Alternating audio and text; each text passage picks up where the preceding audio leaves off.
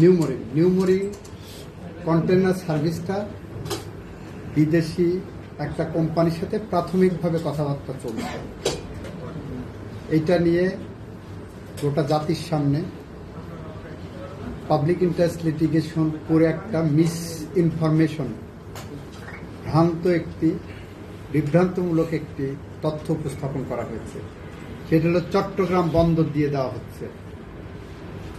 আমরা কোর্টকে বলেছি এই রিট পিটিশন কয়েকটা কারণে খারিজ হবে। নাম্বার 1, ওনারা যেটা বলছেন ডাইরেক্ট পদ্ধতিতে দিতে পারে না।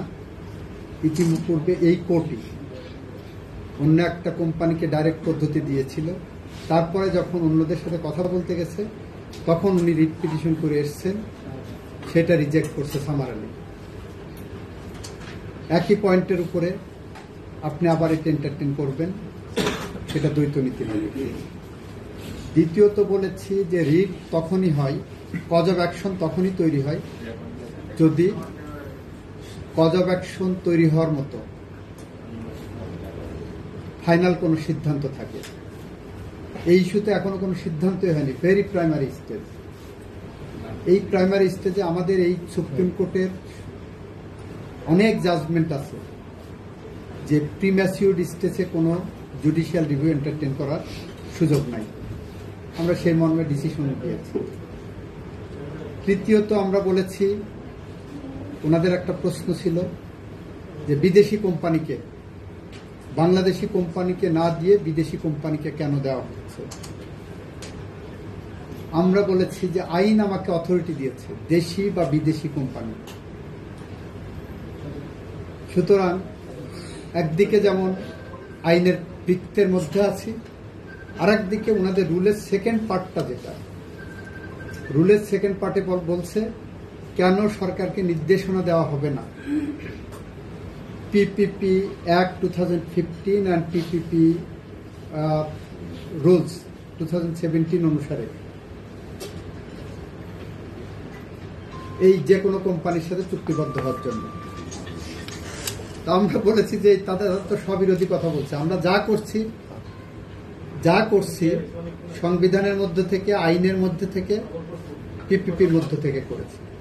আর একটা প্রশ্ন করেছেন, দুবাই গভর্নমেন্ট চুক্তি করতে পারে না। আজকে আবার সেটা প্রত্যাহার করে নিয়েছেন যে না, ওইটা ওনারা ভুল বলেছেন। আর একটা হলো এই যে পিপিপি অ্যাক্টের আন্ডারে, সেকশন 7 এর আন্ডারে প্রধানমন্ত্রী এবং মন্ত্রী পরিষদ থাকতে হবে।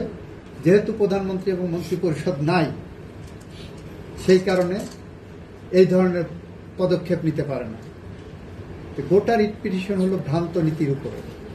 আমরা বলেছি অন্তর্বর্তীকালীন সরকার যে দায়িত্ব পালন করছেন, এই সরকারের প্রধান উপদেষ্টা ইজ ফাংশনিং।